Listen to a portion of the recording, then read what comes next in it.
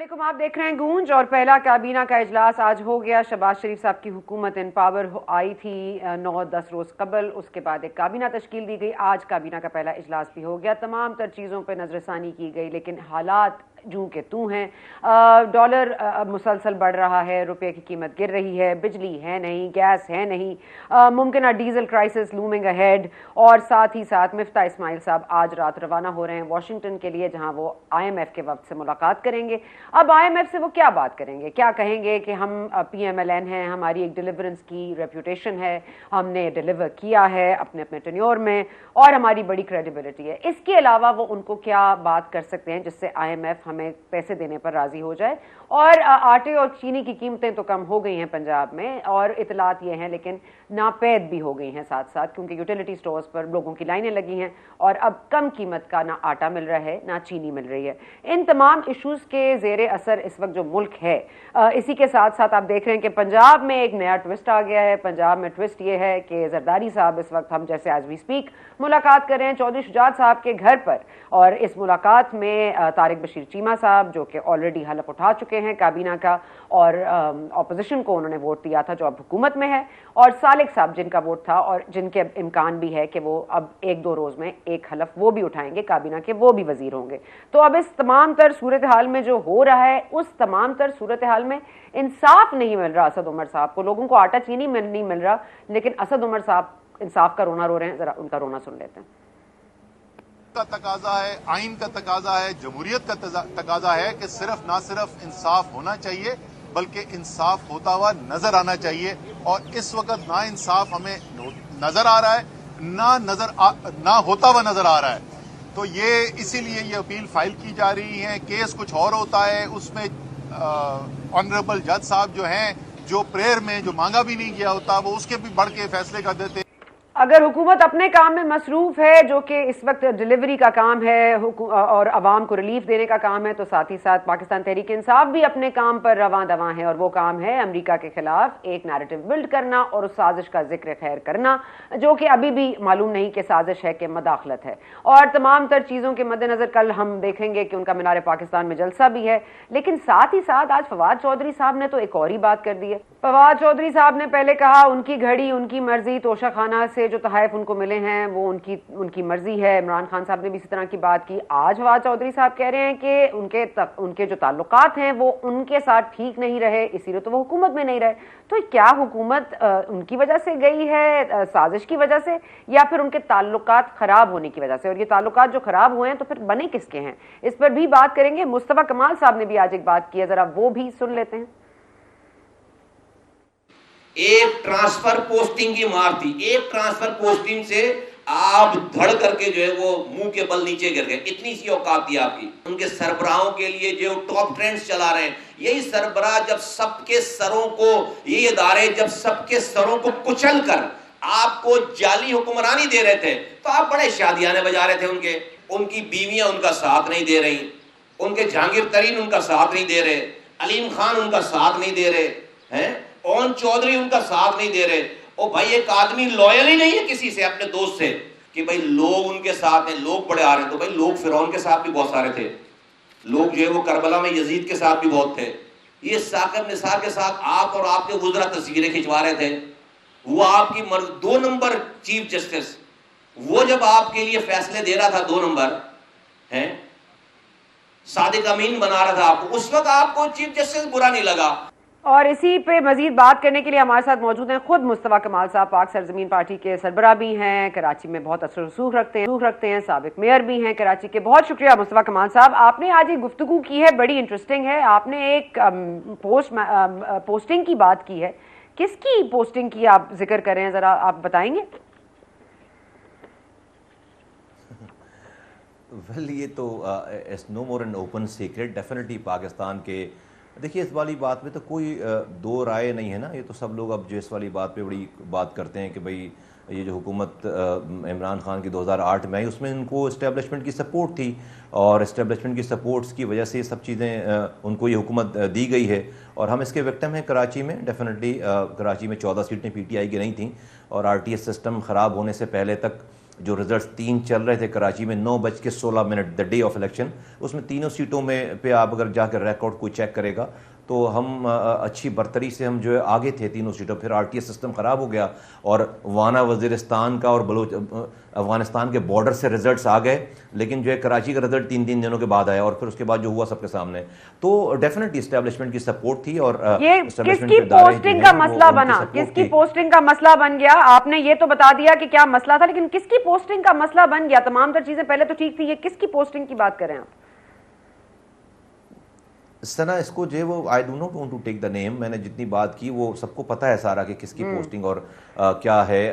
चलें, it's an open secret. Okay, चलें, किसके सर कुचले गए ये बता दीजिए। आपने कहा सर कुचल के उनको अकोमोडेट किया गया, उनकी जाली हुकूमत लाई गई, किसके सर कुचले गए? देख, तो कराची में हम विक्टिम है इसके सबसे बड़े, हमें 2018 में हम इसके सबसे बड़े विक्टिम हैं। इसके अलावा जो है वो पूरे पाकिस्तान से खबरें हैं कि किस तरह से वोट मैंडेट को बदला गया है, किस तरह से जो है वो मदद की गई है।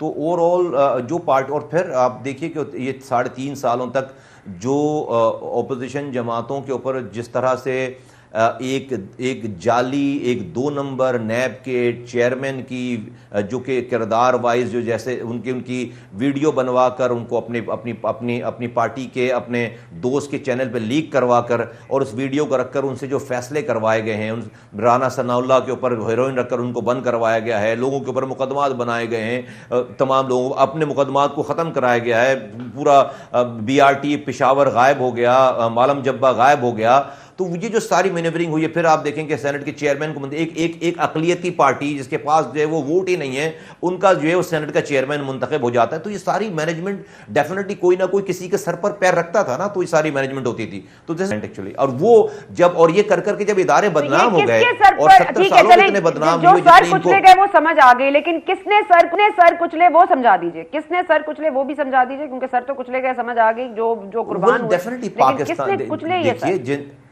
देखिए, जिन लोगों को इमरान खान साहब अपने जलसे में कह रहे हैं कि न्यूट्रल रहने वालों को जानवर कह रहे हैं, जब उन्होंने ये सब डेफिनेटली मुझे उन्होंने सब देख ली सारी चीज़ें कि भाई हम अब अपनी इससे ज़्यादा इनकी गैर कानूनी और नाअहली का साथ नहीं दे सकते, क्योंकि हम ऑलरेडी रेड लाइन क्रॉस करके अपनी इंस्टीट्यूशन को हम तबाह बर्बाद कर देंगे अगर हम ये करेंगे, और बदनाम हो गए इंस्टीट्यूशन बहुत ज़्यादा। पाकिस्तान की इस्टेब्लिशमेंट की में आर्मी की बात कर रहा हूँ कि आर्मी का जो इदारा है, पाकिस्तान पाक फौज का जो इदारा है, वो इमरान खान के चक्कर में जितना बदनाम हुआ है 70 सालों में दुश्मन भी ये काम नहीं कर सका। पाकिस्तान की फौज बदनाम हुई इस चक्कर में। आज उसी फौज के सरबराह के ऊपर ये ट्रेंड्स चला रहे हैं, उनको मुगलजात बक रहे हैं और जुडिशरी बदनाम हो गई इमरान खान के चक्कर में। तो मेरा ये ख्याल है कि जब जिस वक्त इदारों ने यह सोचा कि नहीं भाई अब this is enough is enough, अब हम खुद को अपने आप को इन तमाम चीज़ों से जो है वो लाताल्लुक करते हैं, द मोमेंट उन्होंने डिसाइड किया इमरान खान साहब की गवर्नमेंट खत्म हो गई।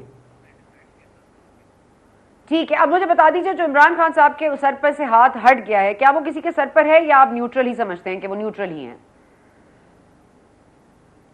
देखिए, मैं नहीं समझता कि पाकिस्तान के जो है वो की कंडीशन या सिचुएशन ऐसी है कि जो न्यूट्रल रहकर चीज़ों को ऐसे ही छोड़ दिया जा सकता है। अभी बहुत दूर है ये वाली बात, मैं समझता हूँ न्यूट्रल होना, ऑल्दो के डेफिनेटली अभी कोई ऐसे साइंस नहीं है, अभी तो ये न्यूट्रल ही सिचुएशन सारी है। लेकिन मैं कभी कभी ये सोचता हूँ कि जो नवाज शरीफ साहब या PMLN आज जो है वो फतह का जश्न मना रही है, तो 3.5 साल पहले यही वाला तो ऑप्शन था कि नवाज शरीफ साहब पीछे हटें, मरियम साहबा पीछे हटें और शहबाज शरीफ साहब को जगह दें।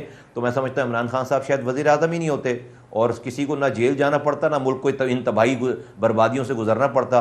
और आज जो है वही तो हुआ है जो 3.5 साल पहले चैमगोयन थी और बातें थी। तो मैं समझता हूँ कि मुस्तफा साहब आपको एडवाइस कर देना चाहिए था पहले, मेरा ख्याल है नून लीग को। अच्छा ठीक है, ठीक हो गया। अच्छा ये बता दीजिएगा मुस्तफा साहब, अब आपको खत पे यकीन है आपको कि साजिश हुई है, अमरीकी साजिश हुई है, या आप समझते हैं कि ये अंदरूनी साजिश थी जो जिसके ज़ेर असर है? बिल्कुल, बहुत बड़ी नाकाम कोशिश है अपने इस बयानियों को बनाने की, ये इससे बड़ा मजाक कोई और हो नहीं सकता। और मैं समझता हूँ कि नहीं, पीटीआई को इसके ऊपर जो है वो बहुत सुबकी होगी और हो रही है ऑलरेडी। ऐसी कोई चीज़ नहीं है, और मुल्क के दायरे तमाम लोगों ने सारी तमाम बातों की तस्दीक भी कर दी, जिन लोगों ने देखा है ख़त और सारी चीज़ें। ये नॉर्मल रूटीन की बात है, अब तो बहुत ज़्यादा इसके ऊपर बात हो गई है। मैं ऐसी कोई हकीकत नहीं समझता। और ये अमेरिका जो है वो ख़त लिख कर जो है वो थ्रेट करेगा, साजिश का बताएगा, आई डोंट थिंक सो। हम लोग भी 30 सालों से इन तमाम पावर कॉरिडोर्स को देख रहे हैं, चीज़ें कर रहे हैं, ऐसा होता नहीं है। पर कमाल साहब मुझे ये बता दीजिएगा, ये जो तमाम तर आपने देखे हैं जो जलसा हुआ कराची में, इट वाज ह्यूज, वो तो आपको मानना पड़ेगा क्योंकि आप बड़े बड़े जलसे करने के लिए मशहूर हैं, आपकी भी बड़ी एक ऑडियंस है कराची में। मगर आपको क्या लगता है कि बड़े बड़े क्राउड से क्या मैंडेट मिल जाता है वहां का? देखिए, पीटीआई इलेक्शन जीतने के बाद सना 3.5 सालों में एक छोटी कॉर्नर मीटिंग भी नहीं कर पाई थी कराची में, ठीक है। और पीटीआई बतदरीज जो है वो नीचे 2 जलसा इन्होंने करने की कोशिश की, उन दोनों जलसों में कुर्सियां चल गई और इनके रहनुमाओं को स्टेज छोड़कर भागना पड़ा। ये जो 1.5-2 महीनों से पाकिस्तान के टीवी स्क्रीन पे ये जो सारी जरदारी साहब और शहबाज शरीफ साहब और फजलुर रहमान साहब और तमाम लोग, और ये एमक्यूएम, उसके बाद सारी ये लोगों ने ये सीन देखा है ना। बेसिकली देखें, ये ट्राइड एंड टेस्टेड लोग हैं और इससे पाकिस्तान को कोई फायदा हुआ। अगर मैं सिंध की बात करूं, एमक्यूएम और पीपल्स पार्टी, भाई यही तो पार्ट ऑफ द प्रॉब्लम है, यही तो पार्टनर्स इन क्राइम रहे हैं। एक 40 सालों से जो है वो सिंध को लूट रहा है, पिछले 14 सालों से उनकी हुक्मरानी रही है, सिंध में खाक उड़ रही है। एमक्यूएम जो है वो हर हुकूमत का हिस्सा रही है। तो ये जब 7 लोगों को नजर आए ना, तो फिर इमरान खान साहब को इसका फायदा हुआ है। और ये जो आपको क्राउड नजर आ रहा है, ये इमरान खान साहब की मोहब्बत का क्राउड नहीं, ये इनकी नफरत का क्राउड है। जो सारा पाकिस्तान में सीन है, इनकी नफरत का क्राउड है। और ये एक बबल है, ये बस्ट आउट हो जाएगा, क्योंकि इमरान साहब के पास कोई कंटेंट नहीं है। पहले वो सुनामी की बात करते थे, फिर वो तब्दीली की बात करते थे, उसके बाद जीतने के बाद रियासत मदीना की बात करते थे, अब अमेरिका से जो है वो दो हाथ करने की बात कर रहे हैं। मुस्तफा साहब, कमाल साहब एक मिनट, कमाल साहब मुझे ये बता दें कि आपको क्या थोड़ा सा एहसास होता है कि शायद काश आप पीडीएम का हिस्सा रहे होते, आपने कुछ इसमें भी अपना कोई हिस्सा डाला होता है इस जमहूरी सेटअप को वापस लाने में और हाथ हटवाने में? क्या आपको कभी ऐसा महसूस होता है कि शायद आपको इस सेटअप का हिस्सा होना चाहिए था? एक सेकंड के लिए भी नहीं सना, बिकॉज पीडीएम में पीपल्स पार्टी मौजूद थी और वो पीपल्स पार्टी सिंध में हुक्मरान जमात थी, और वो बिलावल भुट्टो स्टेज पर खड़े होकर इनकलाब की बातें कर रहे। तो भाई इनकलाब तो हमें इनके खिलाफ लेकर आना है। तो पीडीएम तो मैं पहली मीटिंग में गया था, पीडीएम की एपीसी जब बुलाई गई थी मौलाना फजलुर रहमान साहब की तरफ से, बिल्कुल इलेक्शन के फौरन बाद हम गए थे वहां पर। लेकिन जब वहां पर पीपल्स पार्टी है जो कि 13 सालों से यहाँ हुक्मरान है, और वो जाकर वफाक में इमरान खान के खिलाफ जो है बात करती है, तो भाई हमें तो 90% तो सारी प्रॉब्लम तो इनके हवाले से। इमरान खान साहब ने हमें बचाया नहीं है, लेकिन मारा तो 13 सालों से हमें। तो मैं पीडीएम के साथ। अच्छा, ये बता दें, इंसाफ हुआ है जब 12 बजे कोर्ट लगी तो आखिर में? कमाल साहब ठीक है कमाल साहब ये बता दीजिए, आपको लगता है इंसाफ हुआ है, हाँ या ना, जब 12 बजे कोर्ट लगी है? देखिए, ये इमरान खान साहब बहुत खुशकिस्मत हैं कि इतनी सारी हरकतों के करने के बाद जो है ना उनको कोर्ट खुल गई और ये सारे मसले, वरना इतनी देर में तो इतनी हरकतों के बाद तो बूट वाले ना वजीर आजम हाउस में भी कूदते हैं और पीटीवे में भी कूदते हैं, और जिस गाड़ी में डालकर लेकर जाते हैं फिर पता भी नहीं चलता इमरान खान साहब को और उनके वजीरों को। ये तो पाकिस्तान में पहली दफा इतनी टॉलरेंस का मुजाहरा किया गया। आप जिस तरह साकिब निसार को आज नंबर 2 जज कह रहे हैं, बाद में इनको भी कहेंगे आप? ये तो नहीं होगा कि जब ये 2 साल बाद आप भी ये कहेंगे कि जो चीफ जस्टिस है साकिब निसार को, आज आपने कहा है ना 2 नंबर जज हैं जिन्होंने इनको सादिक और अमीन, कि आज आप ये कह रहे हैं कि इस कोर्ट ने ठीक किया, तो कल को 2 साल बाद आप चीफ जस्टिस को तो नहीं कुछ कहेंगे, मौजूदा चीफ जस्टिस को? नहीं, मेरा कोई ऐसा रिकॉर्ड नहीं है सना। हमने पहले दिन से जो बातें की हैं, अल्लाह का शुक्र है। अभी आपने कहा ना साकिब निसार साहब नंबर 2 जज हैं जिन्होंने इनको सादिक। जी ठीक है जी, मैंने कहा, लेकिन मैं कह रहा हूं कि थैंक यू सो मच 2 साल के बाद मैं ये तो नहीं कहूंगा, लेकिन मैं कह रहा हूं नहीं कहूंगा। ओके, थैंक यू कमाल साहब, thank you for your candid conversation with us. जा रहे हैं जी पाकिस्तान पीपल्स पार्टी और बिलावल भुट्टो जरदारी साहब के स्पोक्स पर्सन है जुल्फिकार बदर साहब हमारे साथ मौजूद हैं। जुल्फिकार बदर साहब, मुस्तफा कमाल साहब की गुफ्तगू आपने सुनी होगी, तो लास्टली पाकिस्तान पीपल्स पार्टी की वजह से उन्होंने पीडीएम नहीं ज्वाइन की, आप ही मसला है, क्या करें आपका? बिस्मिल्लाहिर्रहमानिर्रहीम। देखिए, मुस्तफा कमाल साहब का अपना पर्सपेक्टिव हो सकता है, हम उनकी इज्जत करते हैं और पाकिस्तान पीपल्स पार्टी अपने तमाम मुखालफिन की इज्जत करती है, रवादारी इज्जत की सियासत पे बिलीव करती है। अगर आपको कोई इख्तलाफ हो सकता है या आपको कोई रिजर्वेशन हो सकती है, उसको हम दूर तो कर सकते हैं, पर अगर मुखालफत बराए मुखालफत और कोई कंक्रीट चीज होने के बावजूद, आप कोई एविडेंस के बावजूद आप आके सिर्फ आपने मुखालफत करनी है, उसका तो हमारे पास कोई इलाज नहीं है। आप इमरान खान साहब की मिसाल ले लें कि जब से वो सियासत में आए हैं और जब से हुकूमत में आए हैं, सियासत में आने से पहले उनका अपना एक बयानिया था और हुकूमत में आने के बाद अपना एक बयानिया हुआ है और वो झूठ का बयानिया था। और वो जब बयानिया जब तक चलता रहा, जब तक वो रहे, जब हुकूमत से निकले तो उन्होंने मजीद झूठ दर झूठ का बयानिया शुरू कर दिया। तो यहाँ पे लोगों के अपने पर्सपेक्टिव होते हैं और उस पर्सपेक्टिव को फॉलो करने वाले लोग होते हैं। इसमें हमें माइंड नहीं करना चाहिए, खुले दिल के साथ एक्सेप्ट करना चाहिए। और अगर उनके दर्द के ऊपर कोई मरहम रख सकते हो तो वो हमें बताएं, हम कोशिश करेंगे कि जो भी मरहम हमारे से लगवा सके वो लगवाएं, ताकि कोई उजाला तो हो सके उनकी शिकायत का। अच्छा सर, खुले दिल से जो आप एक्सेप्ट करते हैं, तो ये जो आपको जब बिलावल साहब को जो कलमदान दिया गया, सौंपा गया काबीना में, उसको भी खुले दिल से एक्सेप्ट कर लेते तो नवाज शरीफ से मुलाकात की जरूरत ना पड़ती, नहीं? किसको कलमदान दिया गया?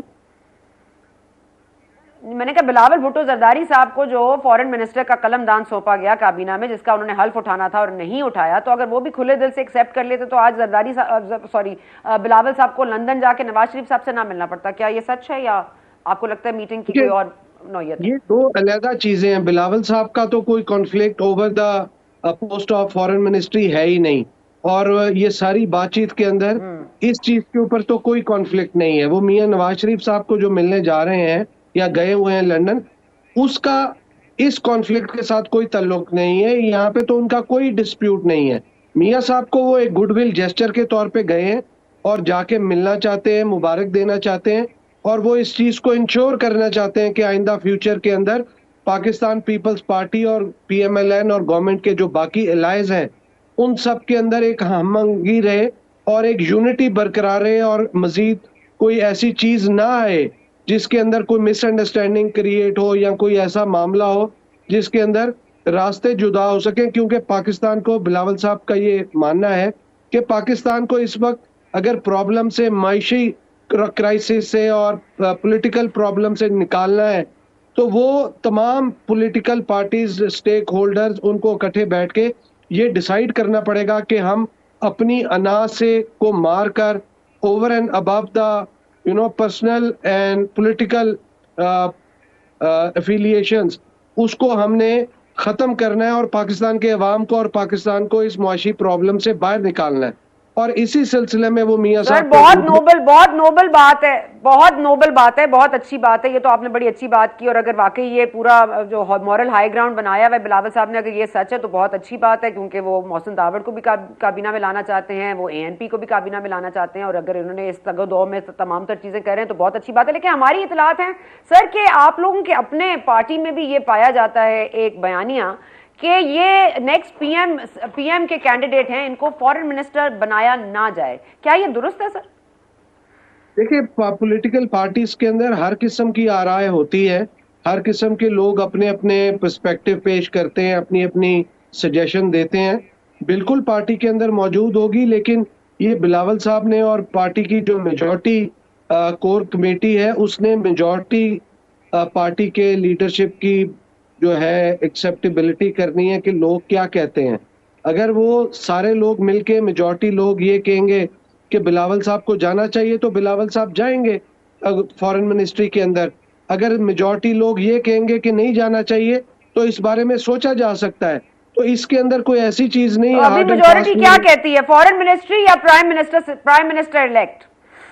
देखिए, इसके अंदर दो चीजें, दो पर्सपेक्टिव हैं कि वेट कर लिया जाए और प्राइम मिनिस्टर बनना जाए, तो फिर शायद कुछ चीजों पे जो आज अपॉर्चुनिटी मिल रही है उसके ऊपर आप चीजें सीख सकते हैं। जैसे उन्होंने पार्लियामेंट के अंदर कमेटी चला के देखा कि पार्लियामेंटी मामलात को कैसे हैंडल करते हैं, पॉलिटिकल पार्टी को चला के देखा कि पॉलिटिकल ऑर्गेनाइजेशन को और पॉलिटिकल लीडरशिप को कैसे मामलात को हैंडल करना है, और फिर आगे जाके ठीक है बदर साहब, मुझे यहाँ वक्फा लेना है, वक्फे के बाद वापस आएंगे तो आपसे बात करेंगे, क्योंकि इस वक्त आज वी स्पीक आप काफ लीग के जो हैं चौधरी शुजात साहब, उनसे भी मुलाकात कर रहे हैं। ये मुलाकात की नौयत क्या है, इस मुलाकात के पेश नजर क्या होना है, इस पर भी बात करेंगे। हमारे साथ रहिए जी, वक्फा लेने जा रहे हैं।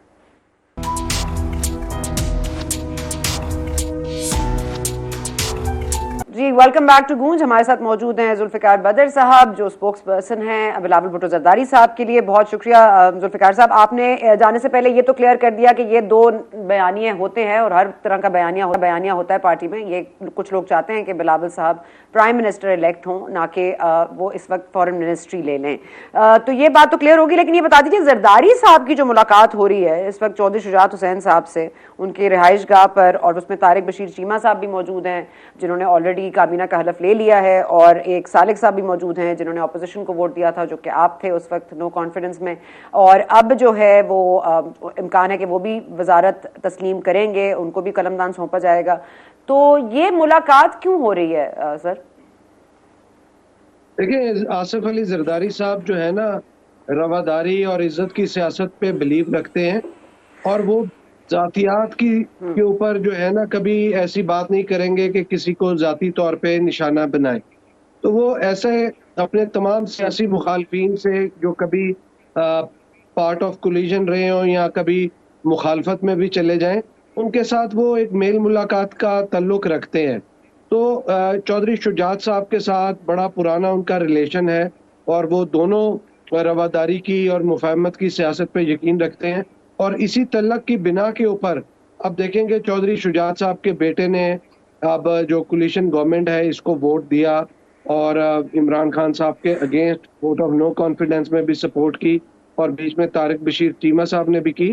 तो एक जरदारी साहब गए हैं उनका शुक्रिया अदा करने और बताने के लिए कि आइंदा हमारा जो रिलेशन है मेल मुलाकात का, सियासी मुफाहमत का और आइंदा इकट्ठे चलने का, वो जारी रहेगा, और हम इंशाल्लाह एक दूसरे की मुशावरत के साथ आगे बढ़ते रहेंगे और आप एक दूसरे के साथ रवाबत में रहेंगे। तो ये एक गुडविल जेस्चर है, और मैं समझता हूँ ये बड़े दिल की और वज़ेदारी की बात है। वो भी वज़ेदारी की सियासत पे यकीन रखते हैं, और आसिफ जरदारी जी मैं कह रही हूँ परवेज इलाही साहब को भी माफ कर देंगे जरदारी साहब, और मोनिस को भी, और गलतियां होती हैं, लेकिन अगर वो गलती को एक्सेप्ट कर ले माफी हो जाएगी। लेकिन जो रिलेशन है ना उसको सेम पे या सेम टर्म्स पे आना जरा वक्त लगता है, वो शायद उस तरह ना हो।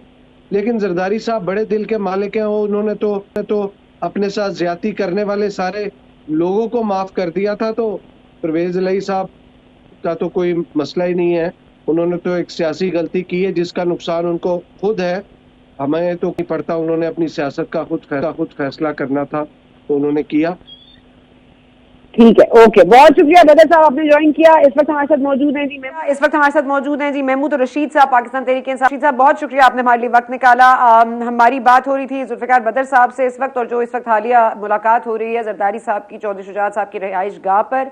आप समझते हैं कि पंजाब की जो इस वक्त मौजूदा सूरत हाल है, जिसमें उस्मान बुज़दार साहब ऑन पेपर अब तक CM हैं, जैसे आज फवाद चौधरी साहब भी कह रहे थे कि उनको नोटिस लेना चाहिए था जो पंजाब असेंबली में हुआ, और जो तूफान बदतमीजी वहां मचाया गया।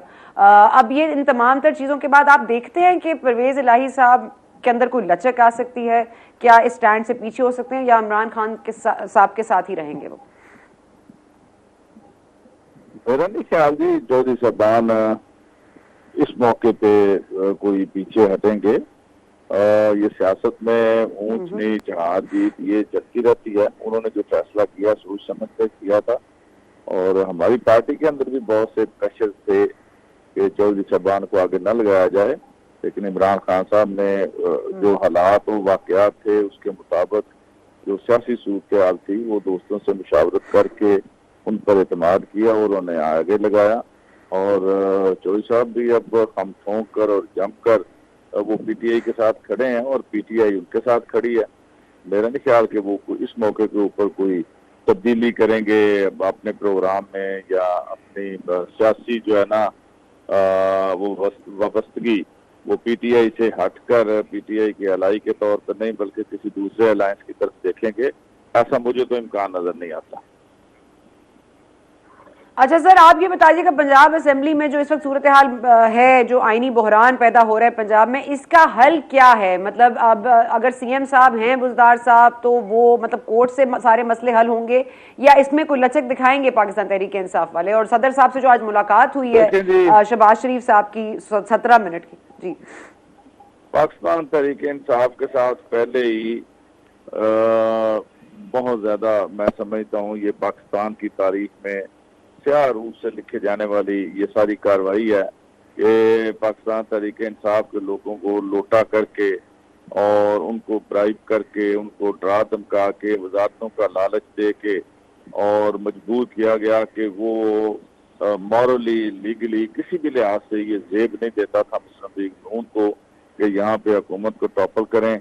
और उन लोगों को एक एक महीना उन्होंने यहाँ 5 स्टार होटलों में कैद रखा और उसके बाद आके यहाँ पर वो तो क्लियर किसी तौर पर भी वो डिफेक्शन क्लास की जद में भी आएंगे और ये मामला यहीं खत्म नहीं होगा। और अगर उनके ख्याल में ये है कि पंजाब के अंदर वो कोई सियासी हुकूमत जो है ना यहाँ पर स्टेबल होगी और वो हुकूमत को चला पाएंगे, तो ये उनकी खामख्याली है। इस सारे आईनी और सियासी बहरान का सिर्फ एक ही हल है कि नए इंतखाबात का ऐलान किया जाए और जितनी जल्दी हो सकता है नए इंतखाबात के साथ फ्रेश मैंडेट लेके जिस पार्टी को भी अवाम मुंतखब करते हैं इक़्तिदार उनके हवाले कर दिया जाए। अच्छा सर, ये अमेरिका की साजिश का बड़ा जिक्र खैर है और अमेरिका से साजिश हुई है, फिर आज वो मुलाकात भी हुई है उनकी कांग्रेस वुमन से, वो भी जाहिर है डेमोक्रेट हैं। अब वो बाइडन साहब का जो जाहिर है कि एक नैरेटिव है उनका इमरान खान साहब का कि उन्होंने पैसे भी दिए हैं और अदम एतमाद भी वो लेकर आए हैं, पैसे भी बांटे हैं। ये सिर्फ लोटाकृसी की बात नहीं कर रहे, वो तो गद्दारी की बात भी कर रहे हैं। तो इस बयान को आज मजीद जो है वो आपको लगता है कि कमजोर हुआ है आज उनकी मुलाकात से, या आप समझते हैं इससे कोई फर्क नहीं पड़ेगा? बिल्कुल भी नहीं। अगर अमेरिकन आए हैं और वो आपको समझने की कोशिश कर रहे हैं तो इमरान खान तो बड़े ब्लंट है, इस बारे में कोई चीज जो है ना रू रायत नहीं रखेंगे और खुलकर उनसे बात भी करेंगे। अमेरिका के साथ इमरान खान की या पीटीए की कोई दुश्मनी नहीं है। हमारा तो सिर्फ यह है कि बराबरी की सतह पे हम कोई गुलामी नहीं करेंगे और डिक्टेशन नहीं लेंगे और अपने नेशनल जो इंटरेस्ट है उसके ऊपर किसी किस्म का कोई कॉम्प्रोमाइज नहीं होगा। तो बराबरी की सतह पे तो सारे लोगों के साथ हमारी ये खारजा पॉलिसी का भी हिस्सा रहा है। लेकिन अगर अमेरिका ये डिक्टेट कराए कि आपने फलां काम करना है और फलां नहीं करना और हमसे पूछ के आप ये करेंगे और ये नहीं करेंगे, और माजी में ये होता रहा है। ईरान के अंदर जरदारी साहब के जमाने में गैस पाइपलाइन की मंजूरी हुई थी, वो मुकम्मल भी हो गई, लेकिन गैस हमें नहीं मिल सकी अमेरिकन दबाव की वजह से। ये पहली दफा हुआ है कि इमरान खान ने अमेरिकन का ये दबाव कबूल किया, दबाव कबूल नहीं किया और उन्होंने कहा कि यहाँ पर एस्टेब्लिशमेंट के साथ मशवरा करके और फैसला किया कि वो रूस का दौरा करेंगे। उसके नतीजे में उन्हें अपने इक़्तिदार, ठीक है, वो गैस पाइपलाइन तो फिर भी नहीं मिली ना सर, यूक्रेन में जंग हो गई। और मैं कह रही हूँ कि सॉरी आपकी बात काट रही हूँ महमूद रशीद साहब, क्योंकि वक्त की कमी है। मैं चाहूंगी कि आप इस सवाल का जवाब देते हैं कि आप कह रहे हैं कि अमेरिका के साथ कोई दुश्मनी नहीं है, ना पाकिस्तान तहरीक इंसाफ की ना ही इमरान खान साहब की। ठीक है, बहुत अच्छी बात है, लेकिन फिर आपके जलसों में ये नारा क्यों लगता है कि अमेरिका का जो यार है गद्दार है, गद्दार है? फिर बाकी लोग क्यों गद्दार हैं? वो भी अगर मुलाकातें करते रहे सदरों से। जी सर, मेरी बात सुने। अमेरिका का जो एक्ट है जो उन्होंने इंटरफेयर किया है और इमरान खान की इलेक्टेड गवर्नमेंट को टॉपल करने के लिए जो कॉन्स्पिरेसी की है, उसके ऊपर तो हम बिल्कुल कहेंगे कि जो लोग उनके आलाकार बने उन्होंने गद्दारी के जुमरे में आते हैं कि आप एक फॉरेन ताकत की डिक्टेशन पे और उसके प्लान के मुताबिक सर फिर ये भी फिर नारों में ऐड करवाए ना कि वो जो आलाकार बने वो गद्दार हैं। फिर ये अमेरिका का जो यार है गद्दार है, ये तो बड़ा सब्जेक्टिव टर्म हो गया। अच्छा सर, ये बता दें कि वो आपके फौज के साथ क्या मामलात थे? आप अच्छे मामलात थे आपके जो एंड तक क्या एक पेज पर थे? फौज के साथ देखें जी, मामला तो ठीक भी हो जाते हैं, गलतफहमियां भी हो जाती हैं, वो तो चलता रहता है, वो रूटीन का मामला है, उसमें कभी कोई ऐसा। लेकिन मेरा ख्याल है सिविलियन सुपरमेसी की जो लोग बात करते थे और जिनका जो है ना वो राग लाते थे सिविलियन सुपरमेसी की, उनसे जरा पूछे ना कि किस तरह से डिक्टेशन लेके कहां से डिक्टेशन लेके वो रातों रात इकट्ठे होके किस किस ने उनको बंदे फराम किए और कैसे ये अज़्म-ए-इत्माद कामयाब हुई। ठीक है, फवाद चौधरी साहब ने आज एक प्रोग्राम में जो कहा, आधा तरीके से आपके चौधरी साहब फरमा रहे हैं आज एक प्रोग्राम में कि हमारे तो हालात ही उनके साथ ठीक नहीं थे, मामलात ही ठीक नहीं थे, इसीलिए हमारी हुकूमत नहीं है। तो ये तो बड़ा क्लियर टर्म्स में कोई साजिश का तो जिक्र नहीं है। बता रहा हूँ कि गलतफहमियां पैदा होती रहती हैं, हुई हैं, दुरुस्त भी हुई, फिर दोबारा हुई, लेकिन किसी जगह भी एस्टेब्लिशमेंट। तो अभी गलतफहमियां हैं या दुरुस्त हो गई हैं? नहीं, वो चल रही है, दुरुस्त हो जाएंगी। जितना पब्लिक हमारे लिए निकली है, अच्छा, चल उनके भी दिमाग दुरुस्त हो जाएंगे, उन्होंने भी पता चलेगा जी हाँ जी ठीक है, किसी को इस तरह से पकड़ के नहीं निकाला जा सकता, ये इतना आसान नहीं है और ये ज्यादा देर चलने वाला प्लान नहीं है कि आप किसी डिक्टेशन पे। ठीक है, मैं मुर्शिद साहब, on that note thank you so much. आपने अवाम का प्रेशर डाल दिया है और उन्हें बताना चाहते हैं कि इमरान को इस तरह नहीं हटाया जा सकता और उनके भी दिमाग दुरुस्त हो जाएंगे। दिमाग कितने दुरुस्त होंगे इस पर तो देखना पड़ेगा। लाहौर में कल जलसा है, यहाँ पर लेने जा रहे वक्फा वापस आएंगे तो किरमानी साहब हमारे साथ मौजूद होंगे। पाकिस्तान मुस्लिम लीग नवाज इस सारे मामले में कहां खड़ी है, ब्रेक के बाद।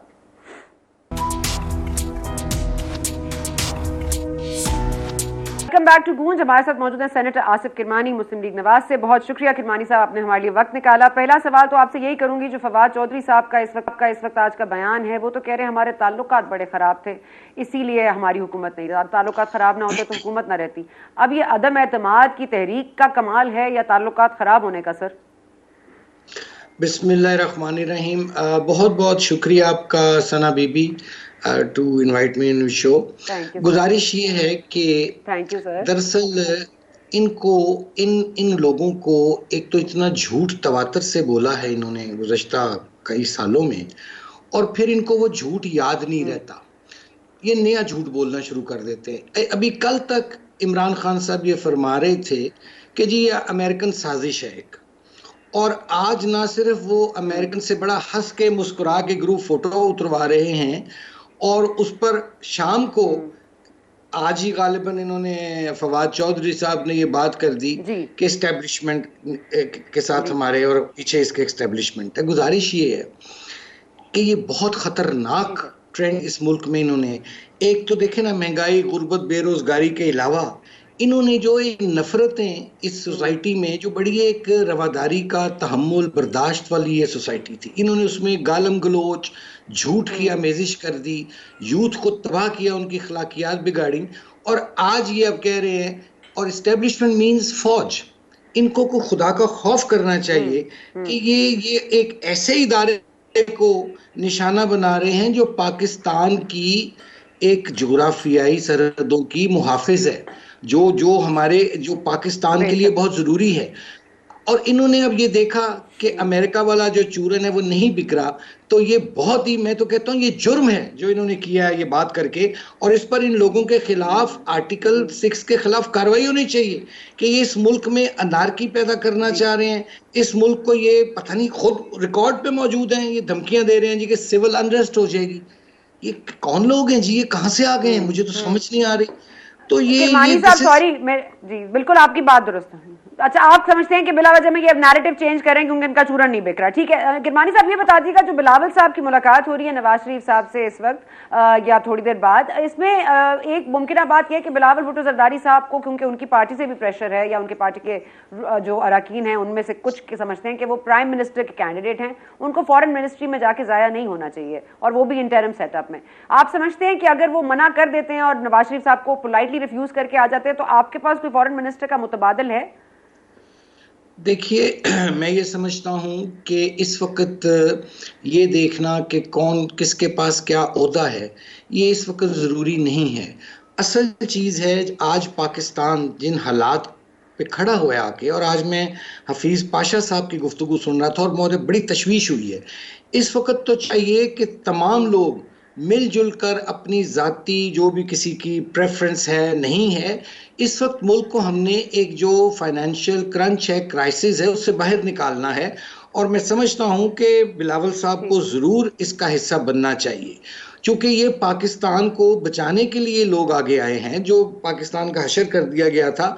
लेकिन बहरहाल ये उनका एक अपना फ़ैसला, ज़ाती फ़ैसला होगा, और जो भी उनका फ़ैसला होगा हम उसका एहतराम करेंगे। लेकिन हमारी ख्वाहिश है कि वो ज़रूर इस कैबिनेट का हिस्सा बने, उनके नाना भी फॉरेन मिनिस्टर रह चुके हैं। किरमानी साहब, मिफ्ता इस्माइल साहब आज वॉशिंगटन रवाना हो जाएंगे, रात को IMF से मुलाकात होगी, लेकिन मैं जिस तरह शुरू में मैंने जिक्र किया था कि ये डिलीवरेंस और क्रेडिबिलिटी तो है नून लीग की, लेकिन इस वक्त ऑन पेपर हम IMF को क्या बता सकते हैं, क्या हम गारंटीज दे सकते हैं कि हम आपको, मतलब आप हमारे ऊपर और ना क्रंच डालें क्योंकि हम निकल आएंगे इस बहरान से? आपको क्या लगता है, डिलीवरेंस पास्ट की और क्रेडिबिलिटी काफी होती है IMF के लिए? देखिए, जो PMLN का जो पास्ट प्रीवियस जो हमारी परफॉर्मेंस थी अल्हम्दुलिल्लाह, वो इस बात की निशानदही करती है कि पाकिस्तान ने IMF के साथ भी अपने प्रोग्राम उसको कंप्लीट किया माजी में, और बड़े एहसन तरीके से किया। एक हमारा एक क्रेडिबिलिटी है हमारी इंटरनेशनल ऑर्गेनाइजेशंस इदारों के सामने। लेकिन बदकिस्मती से पाकिस्तान को जिस तरह खुसूसन पिछले 3.5-4 साल में चलाया गया, उसमें पाकिस्तान को नाकाबिले तलाफी नुकसान पहुंचा है, और मैं अब समझता हूं कि डैमेज जो है वो आउट ऑफ प्रोपोर्शन है।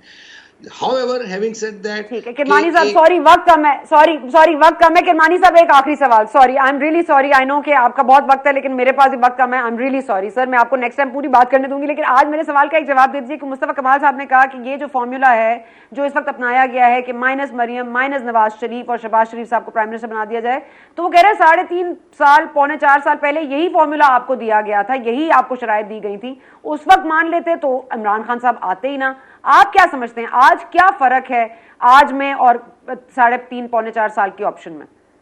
देखिए, हम समझते हैं कि नवाज शरीफ साहब के साथ ज्यादती हुई और मरियम बीबी के साथ भी ज्यादती हुई है, और तमाम पाकिस्तान के शहरियों को इंक्लूडिंग नवाज शरीफ साहब और मरियम एक इंसाफ मिलना चाहिए।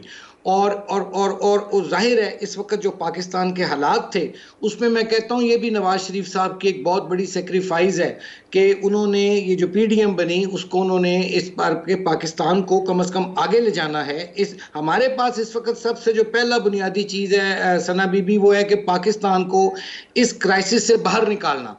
बाकी चीज़ें जो उनसी हैं मैं समझता हूँ कि सानवी चीज़ें वो वक्त आने के साथ ठीक हो जाएंगी, लेकिन इस वक्त पाकिस्तान को जो एक डैमेज बियॉन्ड रिपेयर हो चुका है, अल्लाह करे कि ये हुकूमत जो नई आई है ये उसको पाकिस्तान को इस क्राइसिस से बाहर निकाल सके। हमारी टॉप प्रायोरिटी इस वक्त यही है जी। सर, मुल्क से ये क्राइसिस निकाल सके और मियां साहब को वापस ला सके, मियां साहब की वापसी का कोई टाइम फ्रेम है सर?